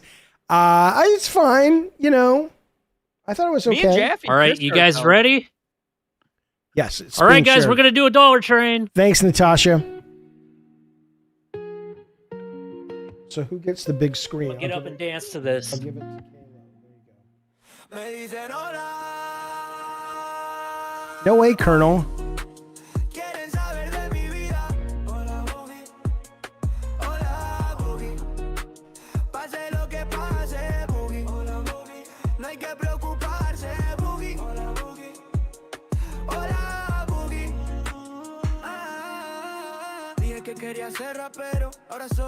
You find yourself in love with a woman you cannot have. Watch the dance of love. It is the forbidden dance. It is happening in your heart and in your soul. But she is still not there in your boudoir. Why? Watch the dance. The dance will show you the way. As the tears roll down your face, going, where is my lady love? The dance will find her and put her in your pocket.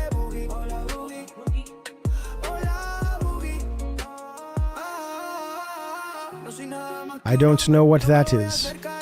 That worries me greatly. What in the fuck? No quiero decepcionarme, pero ahora me dicen hola Boogie. Quieren saber de mí.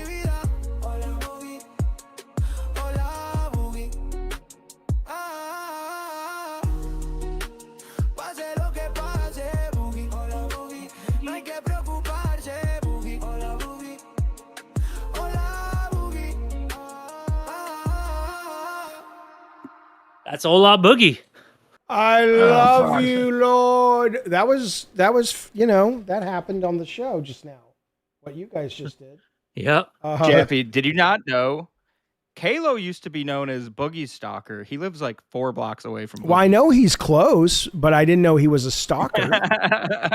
No, I didn't know. I was never Boogie Stalker. I only showed up at the yard sale because he invited everyone. That doesn't make me a stalker, okay? All right.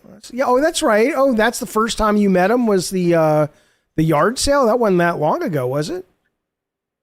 Yeah. Well, no, I've met him before. I met him 2 times. Both times at VidCon in California, and then the third time was at the yard sale. I see. Let me get some of these super chats. Natasha Johnson, thank you, buddy. Wu-Tang, thank you so much. Hamstring, thank you so goddamn much. Mama B, thank you so very much. AV1 Hardy of the Cincinnati Hardys, very good family. Smell like cheese, a little bit racist, but still a good family. Thank you, AV. Abigail Guts says, dance, motherfucker, dance. Nick Jonas, thank you so much for the super chat. We appreciate it. Mama B comes back in with a beautiful little sticker of, looks like a little fella there going, wow. And we appreciate it, buddy. Thank you so goddamn much. Boogie, They love that song. It's not bad. That's all. This is AI shit. Here's the thing. I don't dislike the AI shit. I'm sorry. I just don't. I memean, for the longest time you knew it was AI. It was more of a novelty, but I've been seeing people do actual 5-minute little shorts. And it's the first time that I'm like, this is good. This is genuinely compelling. It's not good in a, this is surreal, uncanny valley way. It's like, this is pretty neat. And just like I think Disney in 29, I think it was, when he put Snow White in theaters and people said, no one's going to sit and watch a feature-length fucking cartoon. And just like Pixar was the first studio to prove that people will watch 3D and kids preferred it, I think in 5 years, 10 years, movies are going to be made that way primarily. And I honestly don't have a problem with it. I know a lot of people do, but I don't. The only thing I don't like... What are your thoughts on Seth MacFarlane did with Ted season 2 with the Bill Clinton AI? Oh, I haven't seen it. I know that's the new. Oh, baby, come here, sweet boy. My dog's got a bum leg. Sarah. I think you might have to go out and pee. If so, I'm gonna let her take over the show. The only thing I don't like about the fucking AI. Come here. You guys, if he has to pee, can you take All right, over? he's having a family thing. Yeah. I'll take him out, but can you take over the show? The only thing I don't fucking it's only like got about like 10 the minutes AI. left. What? Yeah, go ahead. Sorry, what were you saying about the AI? The only thing I don't like about the AI is what it's doing to like some of the companies. It's like completely drying out. Like it's fully sold out on RAM and everything. Like it's oh yeah, everything. oh fuck yeah. No, I mean it's. I saw a story yesterday that OpenAI put out and said, it's costing a lot of money when you guys say please and thank you. Because every time you say please and thank you to the AI, it's, they calculated the 0.0001 cent that itself is costing. And part of me is like, fuck you. I like we have a culture that wants to say thank you and please. But yeah, it is coming at a cost. And not just a cost there, a cost to people's jobs. I mean, I'm not, that's an absolutely different issue. Those two things can be true. It can be terrible for us, but some of these movies are pretty fucking good. And that song, which was AI, was pretty fucking good. Good fucking song. What do you want from me? What do you want from me? Going up on streaming services soon. Did you make that? Did you make that? Yeah, I did. That's good. I did. That's good. I liked it. Han Solo, thank you for the super chat. It's based off of Lolcow. Yeah, now you're getting into things I don't care about, but I appreciate the song. It was great. That's terrible. I don't mean to be a dick. I just don't know what the hell Lolcow is, but I do know. I'll read it out. Yeah, go Han for it. Solo it's my Mexican character. Oh, okay. Okay. You can tell Kalo puts on all his dancing. No. Cut. Do take two. Here we go. It's called reading. It's fundamental and action. Come on, baby. Give it another shot. Action. All right. Come on, Wilbert. On Solo with the $2, you can tell Kalo puts his all in his dancing. Okay. How about Hugh Jass? Can Hugh Jass get some love? Hugh Jass with the 10. So cool seeing Jaffe without tech. You goddamn right, Hugh Jass. You goddamn right, Hugh Jass. Thank you so much for that very generous super chat. We got 10 minutes left, and I don't want Grim to be mad at me and be like, you totally didn't get $200 today. Can we get $80 more the next 10 minutes? Thank you, Hugh Jass. Mephisto says, great show, guys. Looking forward to you driving the bus later. Thank you, buddy. I have no idea how that's going to go. I've always gotten along with Amber Lynn Reed. Always gotten along with the lady. And honestly, I don't have a dog in the fight, so I don't give a shit if it's a shit show. I'll be there, though, and I'll do my very best to make everybody happy. But, fuck it. I don't care. But I like her. She's a nice lady. Pokey Gaga, I think, with the super chat. AI is wearing... Yeah, see, I don't know. That word does not exist. AI is weaking way too much dedicated wham and poissy. It is poissy. You're right about that. Pigeon says, Jeffy, you will hate her tonight. You don't know that, man. You come to me, Lord Jesus, and you say these things, and I say, well, I don't know if I even believe in you. Are you there, God? It's me, Margaret. I just started my period, and I don't like it. If we can get a $5 train going, I will start pouring shit all over myself. Okay, again, a little less with that, a little more with, can we entertain in different ways? Can we get their money? Can we get their support? Can we get their love? Can we get their money without humiliating ourselves? Like, do you have that talent in you, baby? You can always do ghost pepper sauce in the eye. Oh my God. No, I'm not doing that again. As a species, we're fucked. We're fucked. I'm not doing that again. Okay. Hey, Jaffe, I'm the guy who sat on pizza and gave himself second-degree burns. Okay? Right. See, this is not something to brag about. You should have never spoken about that ever again. And now here we are. I never sat on a pizza. Here we are. I never sat on a pizza. But hey, that got me the job. It got me the job. Again, these are problems. Listen, pizza sounds pretty good right now, though, doesn't it? I'm going to go get some pizza from Oogie's Pizza. Oogie's has 10 chains all around the greater San Diego. God damn it, Keemstar would make bank, and so would we if we could fucking get sponsors. Let's do a spot. Who would you want to sponsor this show? If we could have a dream sponsor for Lolcow Gold, who would it be? Probably the mustard. Viagra. You guys are too young to need Viagra. Well, with Zoloft, I'm going to take Blue Chew. Okay, guys. A sponsor works when you're a genuine fan of the product. Like, for example, Kalo. It would be like, hey, I understand the WWE gets all the oxygen. The AEW is close. But have you been to a local wrestling match? These men and women, they bust their asses for you. They're entertaining. And the fun part is you can meet them. You can talk to them, and you're right there when the blood starts flowing, the sweat starts flying. There is a local wrestling match coming up in the greater Tri-area this evening. And I'm telling you, if you put in a wrestling match / Keemstar, you're going to get 30% off, and you'll get access to the meet and greet. That's the kind of shit, right? We could make, an extra $500 every single show. Or if you want to get the new Lolcow TCG cards, there's a LK Loco and Grim Lawton cards right now, and you can use the it's promo the code same GOLD. Company, buddy. Yeah, but it's the same. They're not going to pay us to say that. Hey, I got my own card, so I'm happy about it. Okay, well, aim a little higher. Come on. Okay. What about you, Albert? If you could have any sponsor, what would you like? That isn't Viagra? It can be Viagra. Go ahead. Give us your ad. Give us your sponsor ad. All right. Hey, guys. I know your dicks are probably hard regardless, but if they're not,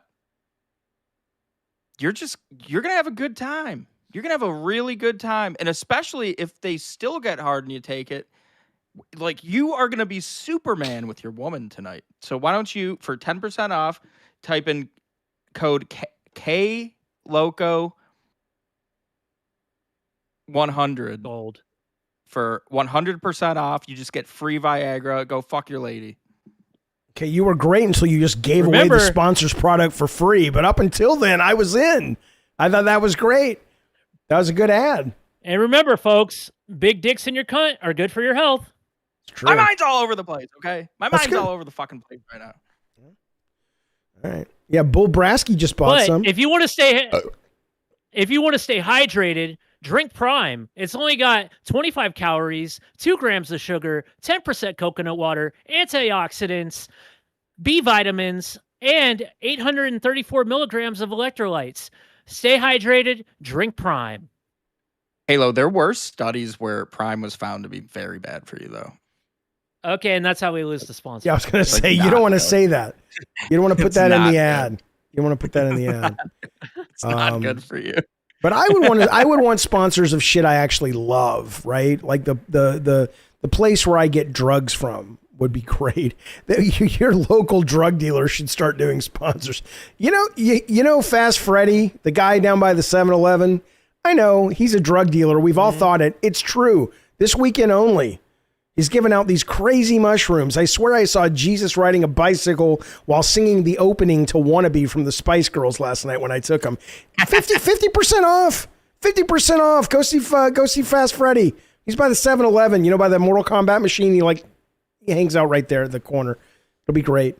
It'll be great. Dude, I know the people. I know for a fact without knowing 100%. I'm like 99% sure the people at the gas station down the street from me are selling drugs. And you know what? They're cool people. I'm not going to rat them out. Yeah.